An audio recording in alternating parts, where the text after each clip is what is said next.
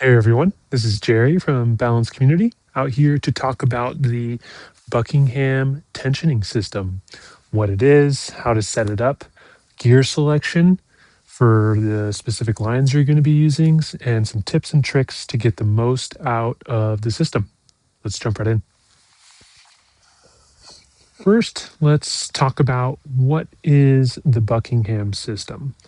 So the Buckingham system is a tensioning system for slacklines that was invented per se by Thomas Buckingham, the ISA president, and it involves three main pieces of gear: a web lock, a webbing grip, and a rolling carabiner or a roller of some sort.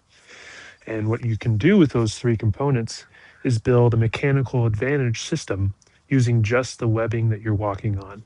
So no additional ropes or additional webbing pieces to build your tensioning system with.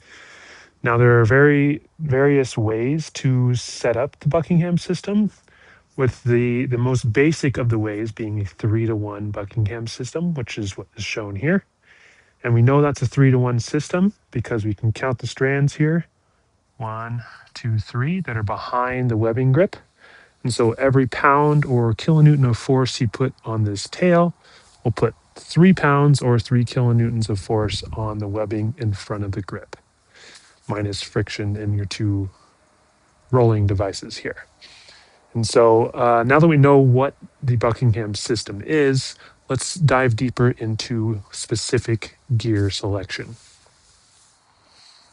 All right, so the first component of the Buckingham system is, of course, the web lock. And any modern web lock that's been released in the last, say, 5, maybe even up to 10 years is perfectly suitable for this type of system, as long as you can pull slack through the device by pulling on the tail. That is the prerequisite for the web lock to work in the Buckingham system. And so your specific web lock that you pick obviously comes down to personal preference. And make sure you take into mind the width of your webbing. Make sure you have an appropriate web lock for that width. And if you don't, make sure you're using spacers in between the sidewalls and the webbing, because you want there to be no space between the edge of your webbing and the side of the device, whether it be the spacer or the wall of the web lock itself. Moving on, the next component is, of course, the roller.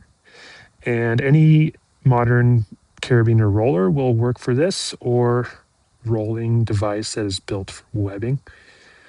No real restrictions there. It just has to have a smooth rolling surface here for the webbing to pass over, because that's the majority of where the movement on your webbing will happen, is right here at this point and through your web lock. So both of those items should have smooth surfaces for the webbing to travel through nicely. And then lastly, the grip. And this probably has the most restrictions on the three main components in this system.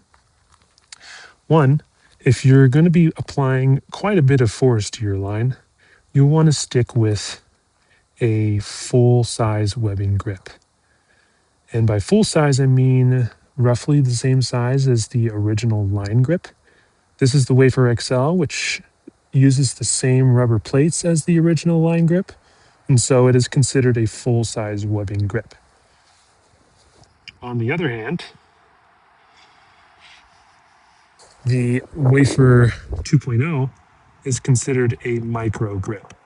And so if you're setting up a standard 3-to-1 Buckingham system and pulling on it with just a single person, and your webbing is 1 inch wide, a micro grip will be just fine. However, if you are using more narrow webbing, like a 20 mil webbing, or even 19 or 22, anything less than 1 inch or 25 millimeters, you will need to upgrade to a full size grip, because narrow webbings have less surface area to grab onto, and such micro grips risk slipping at much lower forces than are advertised on the devices. And also, similarly, If you plan to pull on this 3-to-1 with more than one person at a time, say you're rigging a freestyle line or you just want a little bit more tension, definitely switch to a full-size grip. Because again, that having that extra pulling force on this tail will risk this grip slipping, because every force that you put onto this tail is tripled onto the grip. So just keep that in mind and try to stick with full-size grips in general, because there's pretty much no restrictions on those until you start getting close to the working load, versus a micro grip has much restrictions, and it's very limited in your ability to tension a highline to full tension. And similarly, if you plan to rig a larger than 3-to-1 Buckingham system by building in multipliers or adding a second strand to the system, then you'll want a full-size grip. And we'll go over those methods here shortly. All right, let's go through the basic setup of the 3-to-1 Buckingham system, starting with our weblock orientation. And so there's two main ways to set up your weblock, either right side up, as is here, where the tail of the webbing is falling out of the bottom of the weblock, versus upside down, where the tail is on the top. And which version you choose depends on where you're going to be pulling from. In this case, I'll be pulling from behind this tree, generally below where the line is set up. And so I want the tail to be on the bottom, because if it was on the top, I would cause a twist going into the weblock, which risks flipping the webbing inside the weblock and also robs me of some precious mechanical advantage through friction in the rubbing strands. And so if you plan to pull from underneath the line, set up your weblock right side up. And if you plan to pull above the line, say on a high line where your anchor is on the ground at the edge of a cliff and you're going to be pulling from above, flip it over and rig it with the tail on the top. Here is an example of the weblock installed upside down, and then the tail of the webbing on the top. And this is for when you're pulling above the high line. Now on to the grip installation. Similarly, with the grip, you'll want to install it such that the sling is hanging below, matching your weblock orientation, because that's where you're going to attach your roller. Now, if for the other side where the weblock is turned upside down, you'll want the sling of the grip to be oriented on the top of the line. So just flipped over. And then you'll want to clip your roller to the sling of your grip. And how you do that depends on the type of grip you're using. Here I'm using a soft shackle version of the Wafer XL. And I've clipped through the noose and between the legs beneath the button dot, which gives me a nice centered position for the roller to sit, which is very important for the next step in the process of pulling the actual tension in the line. And then we'll want to clip our roller carabiner or roller to that sling with the rolling part of the biner facing back towards the web lock. Then you'll want to clip your webbing through the roller, positioning it on the roller itself and running it back towards your anchor. And that creates your 3-to-1 system. And some important things to note here before going and pulling on this: you're going to want to set your grip. What that means is you want to apply a little bit of tension to make sure it's properly grabbed onto your line. You can either squeeze the device with your hand or give it a nice jerk from the sling side of the device, pulling in the direction that you plan to pull. And that really sets the grip onto the webbing and prevents any micro slips that happen at the start of the pulling. Because sometimes there can be some binds in the rope going around in these sort of sling style grips that can cause the device to slip a little bit as you start to pull. And that little bit of slippage can lead to a lot of slippage if you don't mind it very, very carefully. And so to prevent that, set it And then you can hold tension on your webbing as you walk back to doing the actual tensioning. And that's going to keep your grip engaged and also keep your webbing properly going through the rolling device such that it's not touching any of the sharp edges or is coming off the roller itself. All right, now we're going to go on to actually tensioning the slack line with our Buckingham system. So as I mentioned before, you're going to want to keep, when you do your setting of the grip, you're going to want to hold tension on this strand, the pulling strand. After checking that the webbing is properly oriented in your roller, you want to keep tension here until you get to your actual tensioning position. For me, it's right behind this tree. I'm going to use the base of the tree as leverage as I pull. And you never want to let this slack, because if you let it slack, the webbing can work itself to an unfavorable position in your rolling device.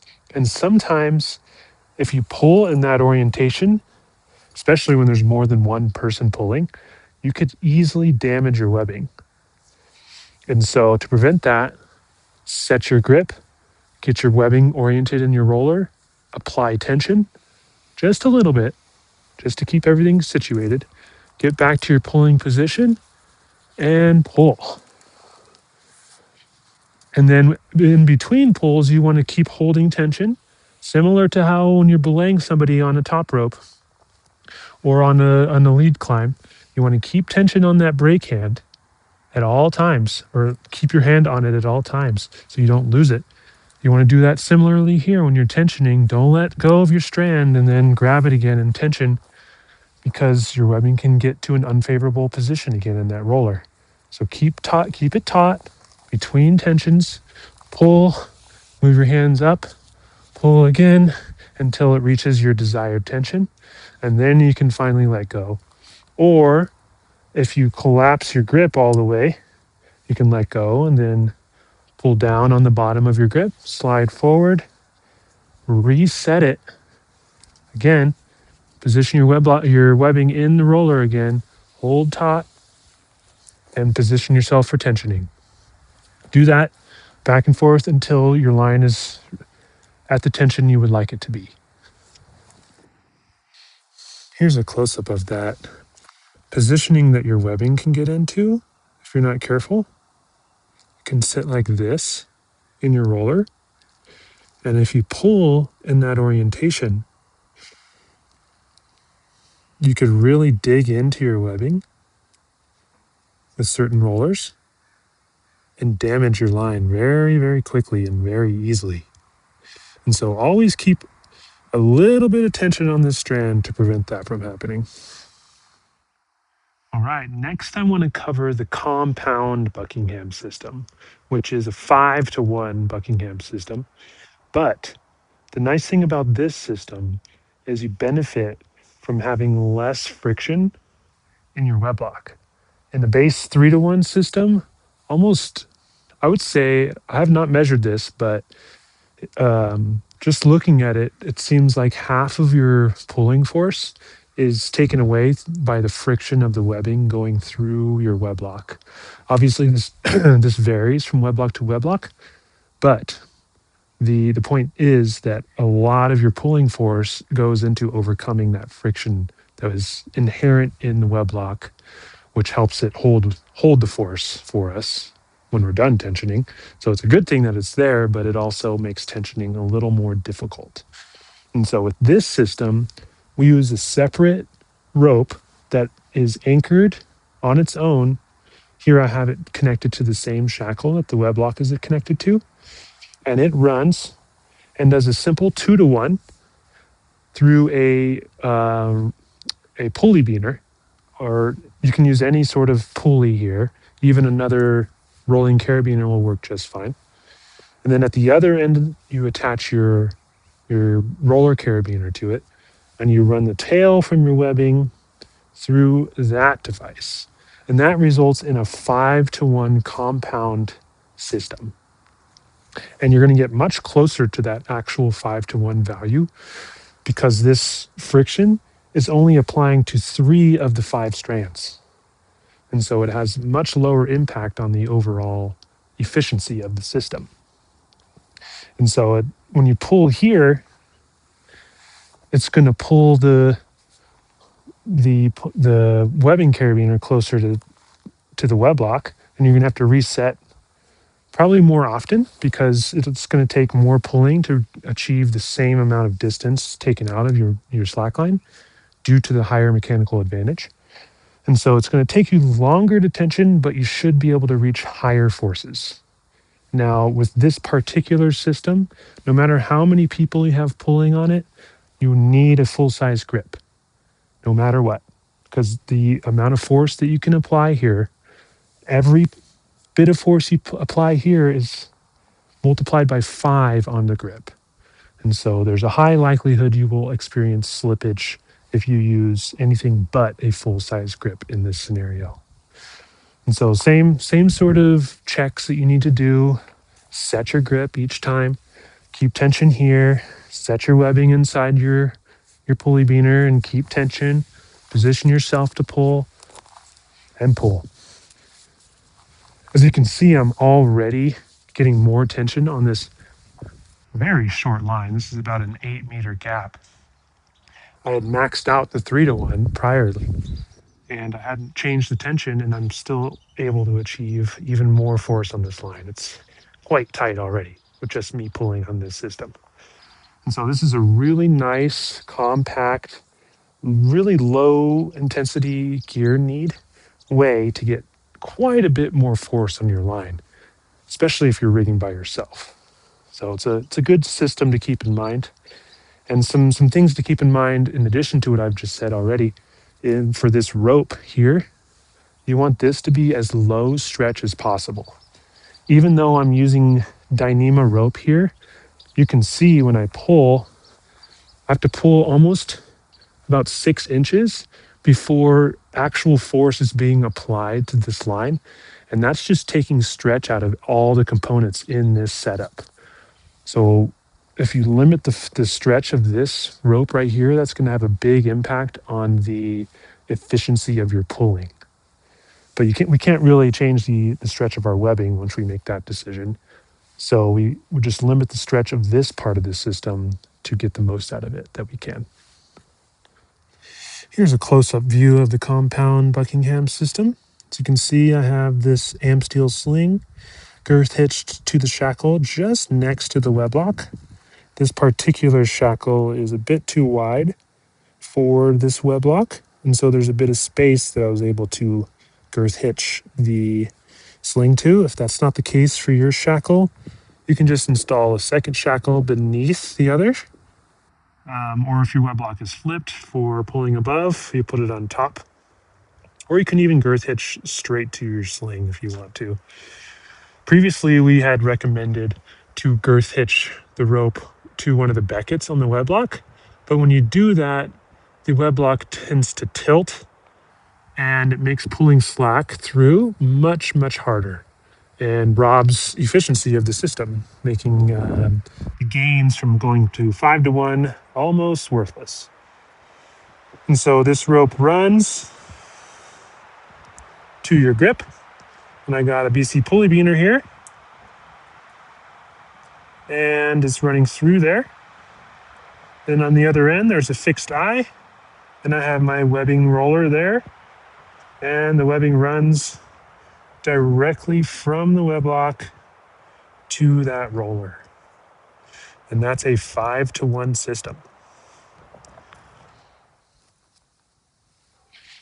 All right, the final type of Buckingham system I'd like to cover today is the 9-to-1 Buckingham system.